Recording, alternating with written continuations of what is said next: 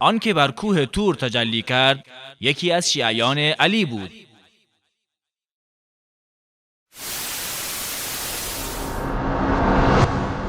بعد فرمود ولکن انظر الی الجبل، به اون کوه نگاه کن، فان استقر مکانه فسوف ترانی، اگه این کوه سر جاش بود اون وقت منو میبینی. فلما تجلی ربه للجبل، وقتی خدا در آن کوه تجلی کرد که روایتش رو در مباحث قبل براتون خوندم که فرمان خدا بود، به یکی از شیعیان امیرالمؤمنین سلام الله علیه دستور داد حالا تو در این کوه تجلی کن.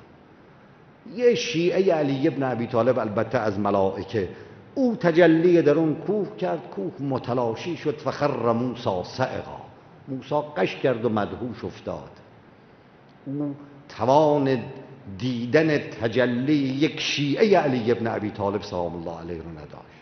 وقت میخواد خدا رو ببینه با این چشم. حالا از اون بر شما ببینید این خدایی است که امیرالمؤمنین سلام الله علیه دریافته، به او مؤمن است، به او ایمان آورده و این خدا رو به ما معرفی میکند.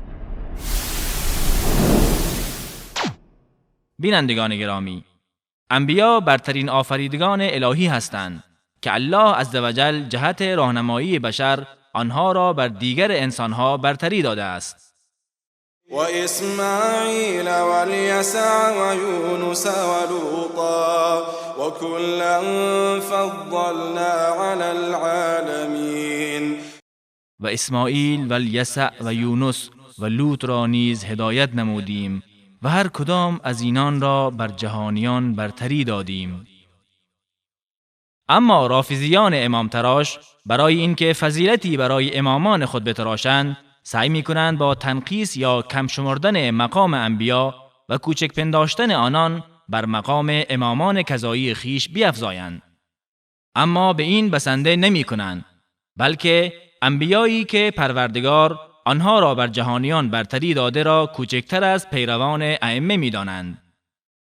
اما این آخوندهای شیاد در راه رسیدن به این خواسته های خود با مانع بزرگی به اسم قرآن روبرو می‌شوند که بارها و بارها سخن از انبیا و فضیلت آنان به میان آورده و برخی سوره ها به نام مبارک آنان نامیده شده، اما دریغ از یک آیه صریح در مورد ائمه. لذا سعی می‌کنند با تفسیری باطنی از آیات قرآن برای ائمه خیش فضیلت تراشیده و فضیلت انبیا را بسیار ناچیز نشان دهند. الله عزوجل در مورد پیامبرش موسی علیه السلام می‌فرماید: قال یا موسی إني اصطفيتك على الناس برسالاتي وبكلامي فخذ ما آتيتك وكن من الشاكرين. خداوند فرمود: ای موسی، من تو را با پیامهایم و با سخن خود بر مردم برتری دادم و برگزیدم، پس آنچه را به تو داده ام بگیر و از سپاسگزاران باش. و نیز موسی پیامبری است که شرف همسخنی با الله را دارد. ورسلا قد قصصناهم عليك من قبل ورسلا لم نقصصهم عليك وكلم الله موسى تكليما رسلا مبشرين ومنذرين لئلا يكون للناس على الله حجة بعد الرسل وكان الله عزيزا حكيما.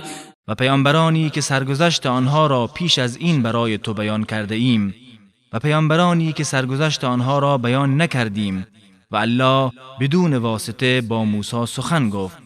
پیامبرانی که بشارت دهنده و بیم دهنده بودند تا بعد از آمدن این پیامبران برای مردم بر الله حجتی نباشد و الله پیروزمند حکیم است.